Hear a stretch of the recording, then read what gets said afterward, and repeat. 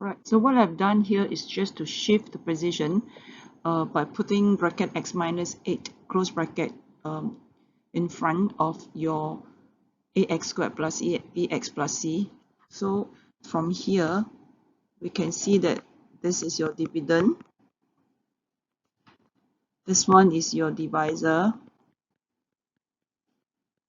And this will be your quotient. Right, so one straightforward method to find the unknowns ABC is to use long division, which I'm going to show it to you how to do it.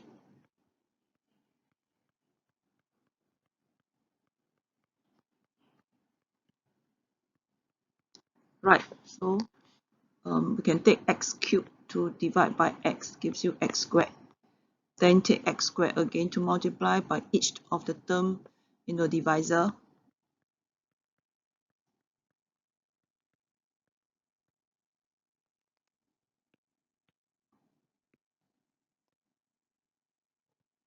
Right, so you have negative 6x squared minus 8x squared. That gives you positive 2x squared. Right, and then again take 2x squared divided by x, that will be positive 2x. Again, your 2x multiply with each term of your divisor. So the process repeats.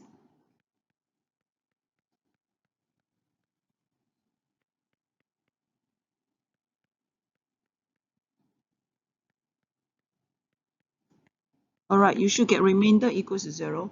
If you do not get remainder equals to 0, it means you may have made some calculation error in your long division. Right, so in this case here, your ax squared plus bx plus c, it's a quotient, which is equal to what we have found here, x squared plus 2x plus 13. Right, so if you do a comparison, you can easily see that a is equals to 1, b is equals to 2, and c is equals to 13. So this is a relatively straightforward method to find the values of ABC. Alternatively, you can use compare coefficient of similar terms on both sides. I'm going to show it to here for you here also.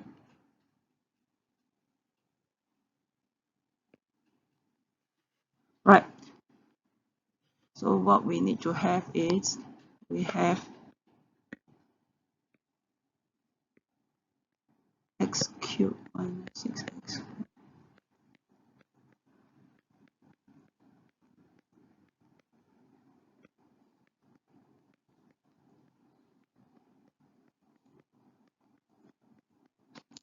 Right. So we can take x times ax squared to get ax cubed, and this is this one can be compared with the first term of your dividend, which is x cubed. Right, so if you divide by x cubed on both sides, you will get a equals to 1. Right, so quite straightforward. The next one we can do is to find your constant c. So we take negative 8 times c, that gives you negative 8c, and that gives you the constant term of your dividend, which is negative 104. And then we can take negative 104 divided by negative 8, you will get 13. Right, so to find the unknowns b, okay, it requires a little bit more working. Right, so we have actually compared coefficients of the x cubed terms and also the constant term. So now we are left with two terms that you can use to compare x squared or the x term. You can use the x squared or you can use the x term, whichever term you wish to choose. So I'm going to compare my 6x squared. I'm going to compare the x squared term. Right, so on the right hand side, I need to elicit all the x squared term. So if you take x multiplied by ax squared, you get ax cubed, which is not what you want. X multiplied by bx, you will get your bx squared. You'll get the x squared term, which is what I'm interested in. Okay, and not to forget also, your divisor, there's two terms there. the x term and also the constant negative 8, right? So you have to do for both. So you take negative 8 times ax squared. Yeah, that is exactly what you want because you want the x squared term. Right, so you divide by x squared throughout, you will get negative 6 equals to b minus 8a. b minus 8a is equals to negative 6. I'm just barely shifting the position only. So we have already found a earlier on to be 1, so we can sub in. And from there, you get b equals to 2. Right, so I presented both ways to you. You can choose whichever way you want to use. Right, so after finding the values of a, b, and c, we can substitute into the original equations. So a, we found it to be 1, so you have 1 times x squared gives you x squared. b, we found it to be 2, 2 times x is 2x. The values of c we found to be 13. Right, so the next part of the questions, right, we are supposed to solve the equation and to show that it has only one real root. So we're going to let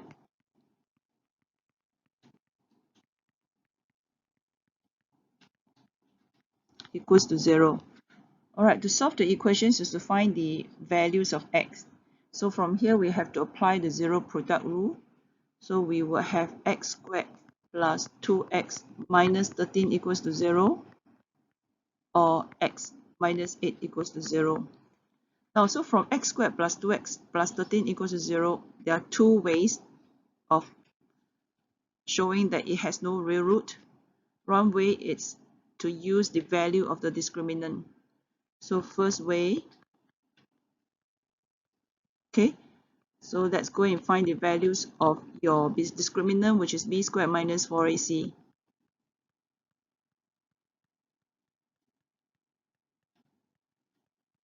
Right, and you will get a value that is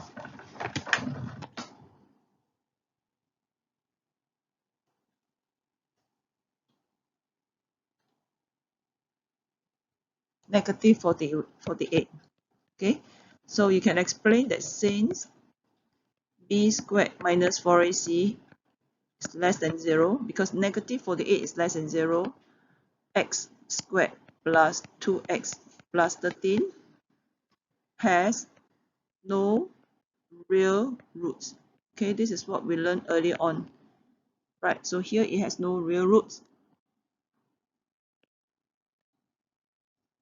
Okay, a second way would be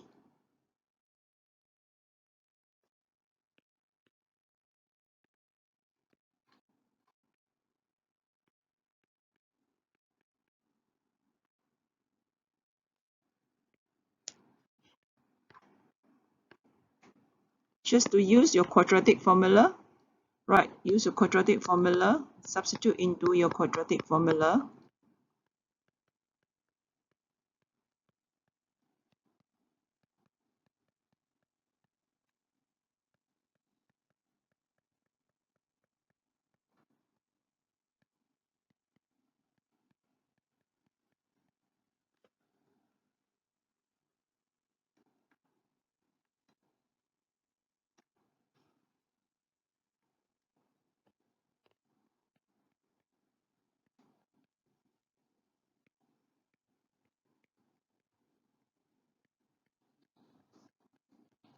Okay, right, so you also end up not getting a real roots because square root negative 48 doesn't give you a real number.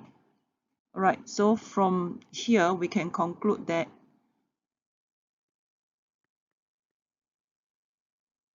since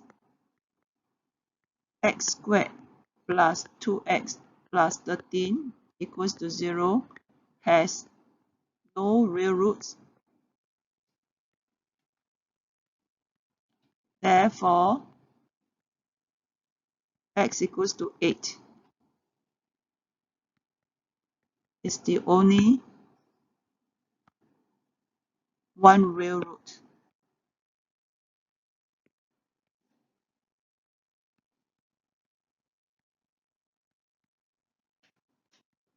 in the equation given. Okay.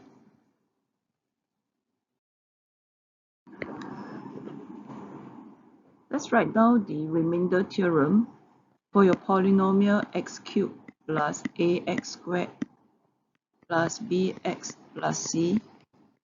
Right, so it has divisor x minus 2 multiplied by quotient, and it has a remainder, but we do not know what is the remainder. Right, so we're going to let the remainder be r. Right, so you can't let the remainder equals to 0 because you're not told that x minus 2 is a factor. X minus 2 is just a divisor. Right, so there is a remainder, and we're going to let the remainder be called r. Right, so that will be your first equation. Now, the second one, it can also be divided by x plus 3. And here, the remainder is the same as when it's divided by x minus 2. So we are going to let it be r also. So we would end up getting two equations. Okay, so we're going to label the equation as 1 and 2. So from 1, right, we're going to let x minus 2 equals to 0. So we can substitute x equals to 2.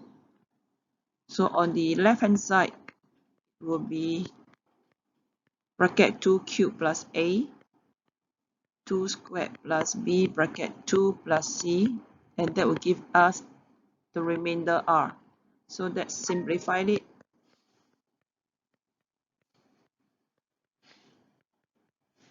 Okay, let's call it 3. Then from your equation, okay, sorry, we are doing part 1 here. So from your equation 2, okay, we're going to let x plus 3 equals to 0. So you're going to substitute x equals to negative 3.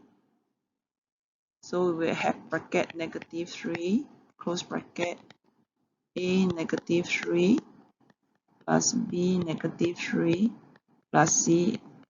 Okay, and the remainder is the same as equation 1, which is r. So let's simplify. So bracket negative 3 to the power of 3, it means negative 3, this one here. You can easily use a calculator, but if you do not want to, it means negative 3 times another negative 3. So you would have negative times negative, which is a positive, times a negative, negative. 3 times 3 times 3 gives you 27. So this will get negative 27. Here it means negative 3 times negative 3, there will be 9. Here will be negative 3b plus c equals to r. We're going to call it equation 4. Right, so we can see that you can equate 3 equals to 4. Let equation 3 equals to equation 4. Right, so you would have 4a plus 2b plus c plus 8 equals to negative 27 plus 9a minus 3c plus, negative 27 plus 9a minus 3b plus c. Alright, so we're going to move everything, move the variables to the left and the numbers to the right. So we would have 4a plus 2b plus c. Take away 9a plus 3b, take away c, gives you negative 27 minus 8. So if you simplify further, you have negative 5a plus 5b. C minus c will give you 0. Negative 27 minus 8 will be negative 35. Right. So if you observe it carefully, you can see that we can actually, the common factor, we can actually take out the common factor, negative 5 on the left hand side. And then a minus b will just be negative 35 divided by negative 5, which is 7. So a minus b equals to 7, which is what you are supposed to show in part 1. So we just put the bracket shown.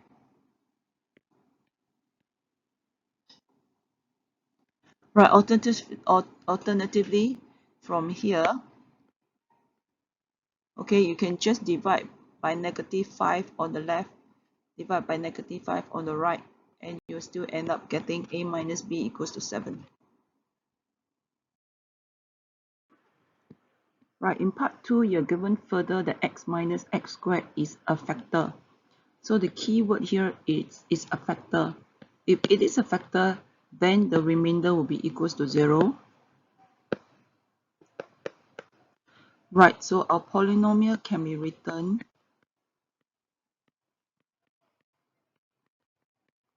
as x bracket, make sure you bracket it, x bracket x minus x squared. This will be your divisor multiplied with the quotient, and then you will have remainder 0, so plus 0. Right, so we don't really have to put the plus 0 there. We will understand that the remainder is equal to 0, right, because you're given that the divisor is a factor. Right, so if you observe this factor carefully, you can factorize x out, and you will get a x bracket 1 minus x, then multiply with the quotient. Now, so there are actually three unknowns there, a, b, and the quotient. So usually we wouldn't really bother with the quotient. So we have to eliminate the quotient. So how do we eliminate the quotient? We will focus on what we are given here. Right. So there are actually two. So your factor x minus x squared can be factorized into x bracket 1 minus x. So there are actually two factors there. The first one, we can actually let x equals to 0. Right, so anything multiplied by 0 will give you 0. Therefore, your right hand side will be equals to 0. And what happened to the left hand side? If we were to substitute this x with the value 0, you would have 0 plus 0, 0 plus 0 plus 0 plus c. So we will have 0 plus 0 plus 0 plus c. And the right hand side is also equals to 0. So therefore, the value of c is equals to 0.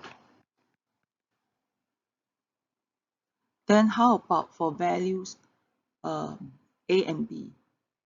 Right, so we have used x.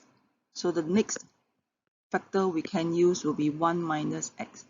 So if I'm going to let 1 minus x equals to 0, I'm substituting x to be 1. Right, so let's try to do that.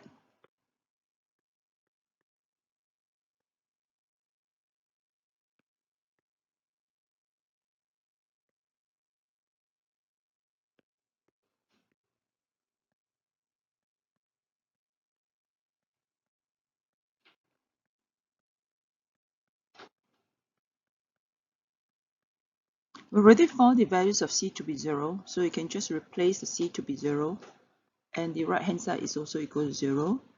So we would obtain a second equation, which is a plus b equals to negative 1. Now we're going to call this equation 2. Now, so from part 1, we have a minus b equals to 7. So here we have two equations involving two unknowns, so we can solve these two equations simultaneously. I'm going to use the elimination method here, right? So equation 1 plus equation 2, that will give me 2a equals to 7 plus bracket negative 1, give me 2a equals to 6, a equals to 3. So how do you find the values of b? You just sub a equals to 3 into equation 2. So b will be negative 1 minus a, which is minus 3, gives you negative 4.